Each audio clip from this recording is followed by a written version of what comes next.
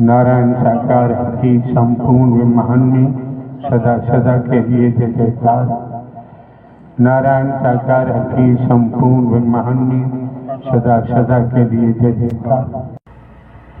उसने तंत्र विद्या करा दी तो मार दिया। सोचा है तुम्हारे पाप कर्म ने मारा है, तुम्हारे पाप ने मारा है। इस जगत में किसी की ताकत नहीं कोई किसी को मार सके। सत्य का साथ करते हैं क्यों? जब सुनते नहीं समझते नहीं तो आने की जरूरत नहीं। पाप पीछा नहीं छोड़ता है।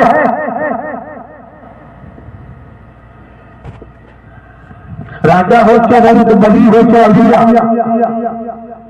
संतरी हो चाहे मंत्री, अधिकारी हो चाहे कर्मचारी, इस जहान में कोई हो कर्म ने पीछा नहीं छोड़ा है। इस मुंह से सुना होगा अब पारों को भी कर्म फल भोगना पड़ता है। दावा करते हैं संत मर्द भेजे में मस्तक में जाता नहीं। गिरफ्तार कहा जाता है। आप चाहिए निस्वार्थ प्रेम होना चाहिए। अगर स्वार्थी प्रेम है तो वो वासना बनेगा, विचार बनेगा।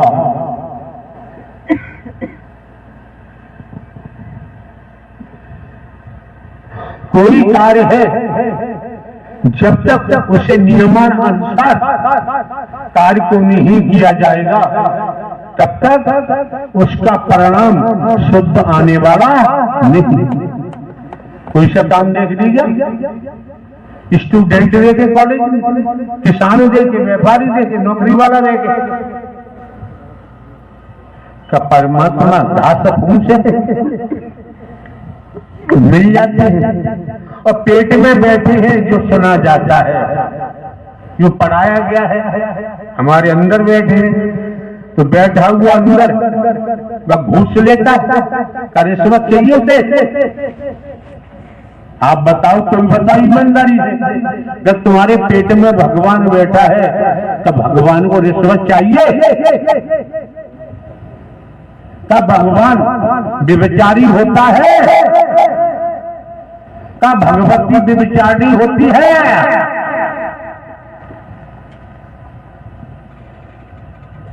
तब भगवान का ब्रह्मांड में कोई दुश्मन है, कोई दोस्त है?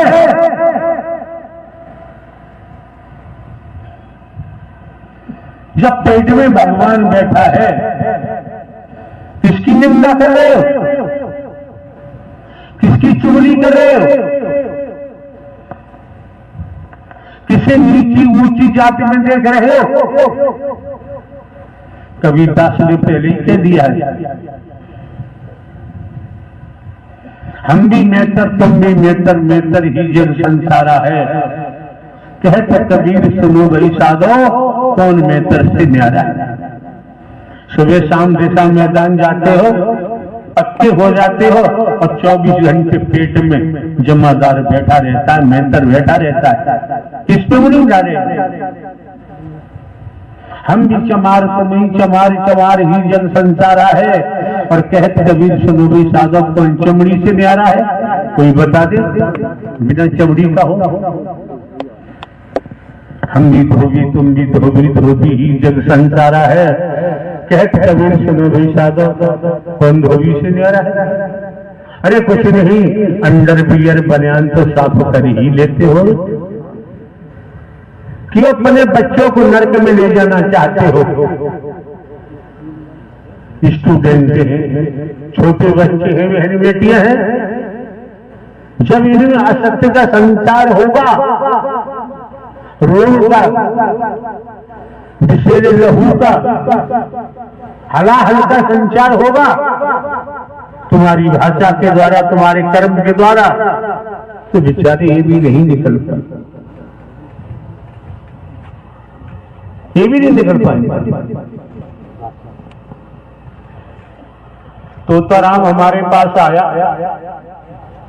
उसने कहा कि महाराज जी हमारा बेटा मर गया है।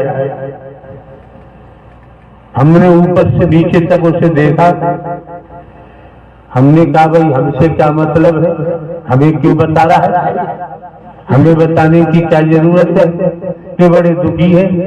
हमने कहा तू महादुखी होगा, तेरे महादुख को संसार में कोई हटा ही नहीं सकता। अगर तू दुख से महादुख से हटना चाहता है, एक पल सत्य का साथ कर ले, फिर मरने का तो आएगा ही नहीं, आ ही नहीं सकता। मिथ्या नफ्स दुनिया में फंसे पड़े, महल बनाने से भगवान मिल जाता है।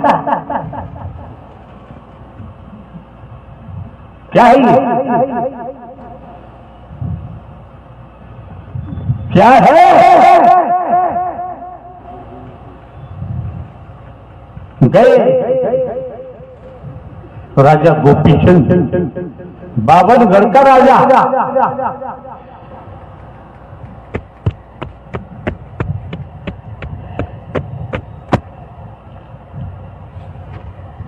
एक चोर भाग गए, किसी के यहां चोरी हो गई, चोरों का पीछा करते हुए पुलिस भाग रही है। घनी जंगल की झाड़ियों से चोर भाग रहे हैं, पुलिस पीछा कर रही है। एक एक शब्द को सुनो, अन्यथा यहां मत आओ। भीड़ लगाने में हमें देर नहीं लगती है, हमें किसी से पीछा थोड़ी कराया। पावर लेके आए हैं, पावर लेके बैठे हैं, पावर से चलते हैं, किसी को भी सुनाते दिखाते नहीं कि पहली बार कहा जा रहा है।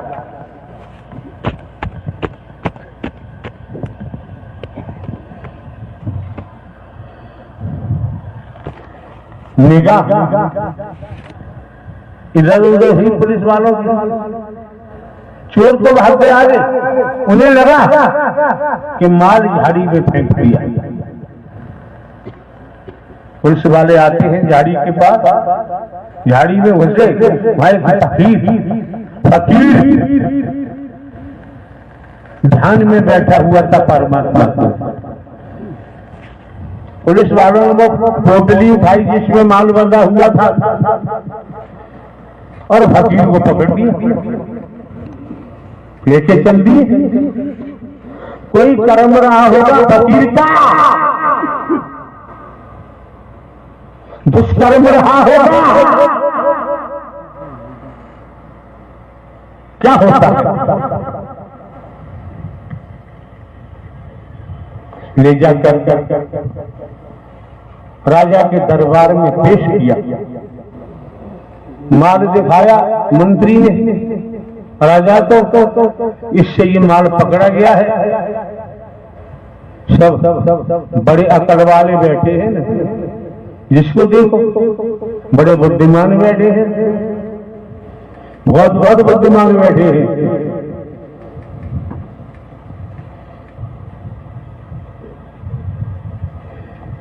माल देखा, उससे फकीर से कहा ये तुमने चोरी की है?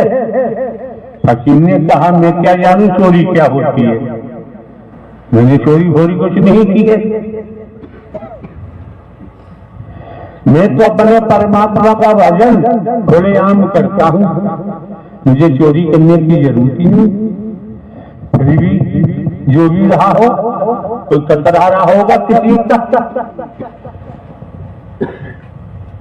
40 चाबुक मारने की सजा राजा ने सुना दी। चाबुक मारने वाले को बुलाया,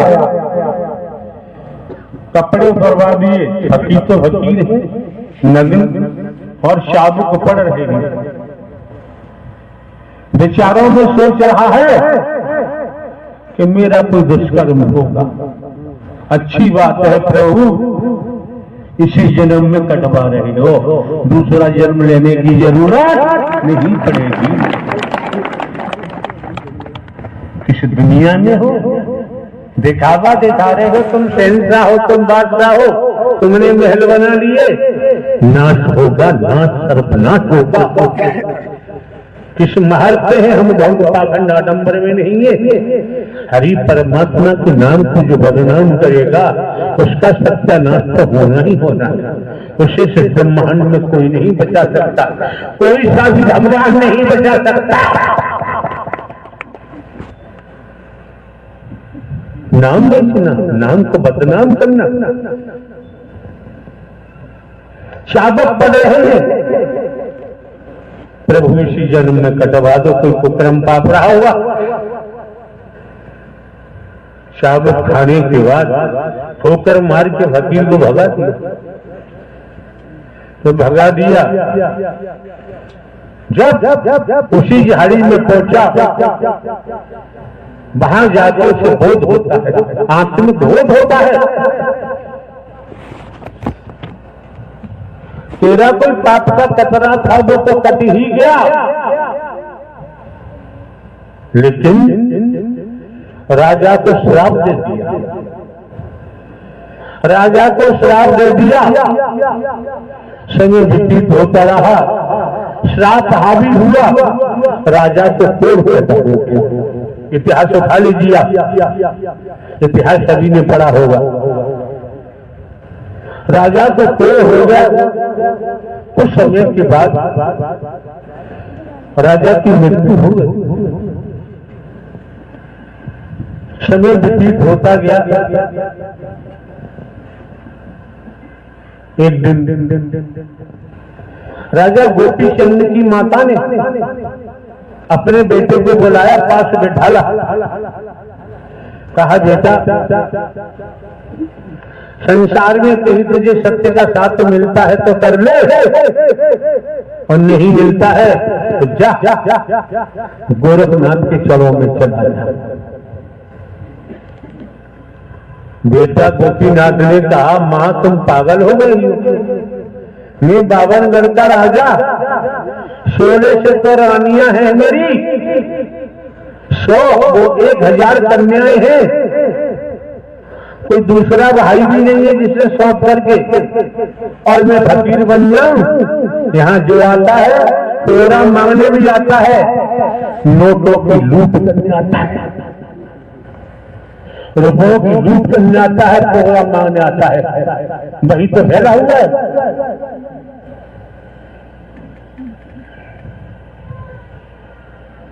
गोपी चंद की मां ने कहा, मैं कहती हूँ योग धारण कर।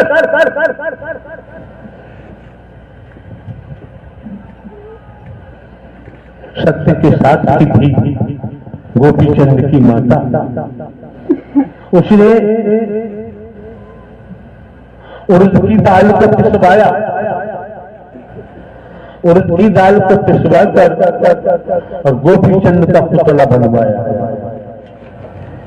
जब गोपी चंद का पुतला बनवाया, जब सूख गया, तब माता ने कहा, गोपी चंद की माता ने, इस पुतले को ले जा और फकीर झाड़ी में बैठा हुआ है, उसने शराब दिया है, वो शराब पूरा होगा, शराब दिया है, पूरे परिवार का नाश होगा, सत्यानाश होगा। तो रुपया पैसा लेकर के किसकी आत्मा को दुखी कर रहा है? किसको दुखी कर रही हो? कौन से कोने में परमात्मा रहता है, कौन सी दुनिया में रहता है? कहा अपने पुतला में तेरा, मैंने जो उड़द की दाल का पुतला बनाया है, इसे ले जाकर, इस समय समाधि में है फकीर, आंखें बंद है, कुछ दूरी पर अपने पैर मिट्टी में गाड़ देना, पुतला खड़ा हो जाएगा और तू छिप जाना दूसरी साइड में। मां रास्ता बता रही है। गोपी चंद क्या पता, पुतला ले जाता है अपना, जहां फकीर बैठा हुआ समाधि में, वहीं पैर दबा दिए जिससे खड़ा रहे, और गोपी चंद साइड में हो गया। जैसे ही समाधि टूटी गोपी जैसी समाधि टूटी फकीर की और सीधे निगाह पुतला पे पड़ी। जैसी आंखों में से अग्नि निकली और पुतला जल के राख हो गया।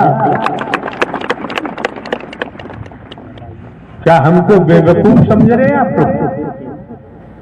जमीन जायदाद तमाम परिवार तो आप किसी से हमारा मतलब ही नहीं है, कोई लेने देने नहीं है। कहाँ नौकरी 14-15 वर्ष पहले इंटेलिजेंस उपीओ गजब की नौकरी। बेवकूफ समझ रहे हैं आप लोग? हम इंसानियत से रहते हैं, इंसानियत से बात करते हैं। अब ज्यादा गड़बड़ करोगे तो इसमें से भी आग फूटेगी, बता दे। हम किसी को सुखी करना नहीं चाहते। हमारे पास आकर गंदी सियासत कोई मत करना, हमको बर्दाश्त नहीं। हमने बातचीत भी प्रवास पर भी हमारे पास जाने की जरूरत नहीं। हमें कोई धन दौलत की आवश्यकता नहीं, कंचन कामनी से हमारा मतलब नहीं है, हमारा किसी से संबंध नहीं। बहुत झेल लिया, बहुत झेल लिया। इस समय बैठे 566 शुगर है, अभी सुबह लगवाई। फोन धाड़ लेगा, आईसीयू में एडमिट होगा, मर जाएगा, चला जाएगा साहब। हमारी थोड़ी है तो भवंडर आता है, कब तक झेलेंगे? कितनी बार कहा है कि लाखों बीमारियां हमको हर समय लगी रहती है।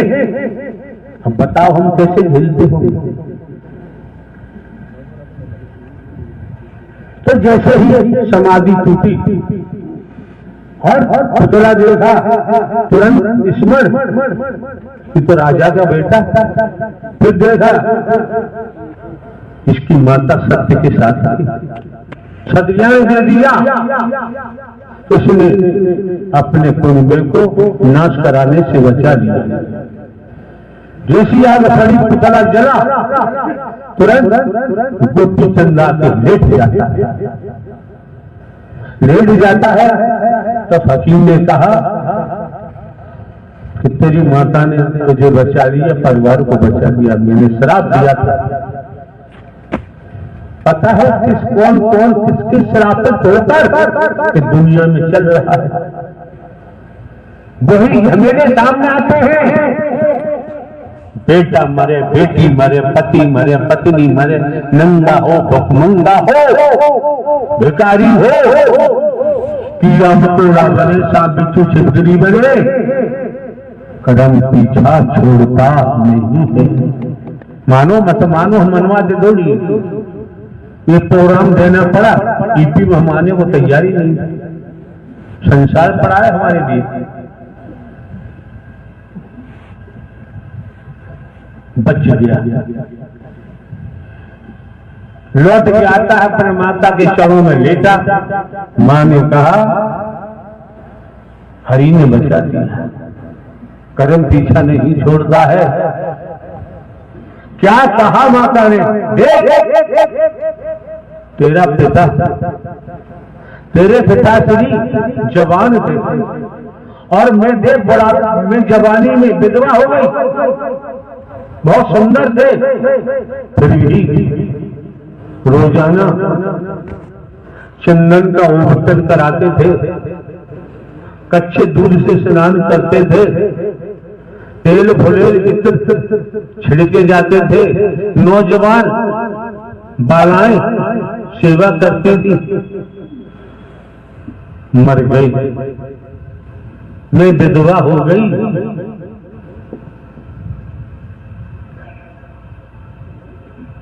कि मेरी 1000 बेटियों का क्या होगा, 16 लाख रानियों का क्या होगा? गोपी चंद की माता ने दर्शाया, जिसने जैसा किया है उसे भोगना ही पड़ेगा।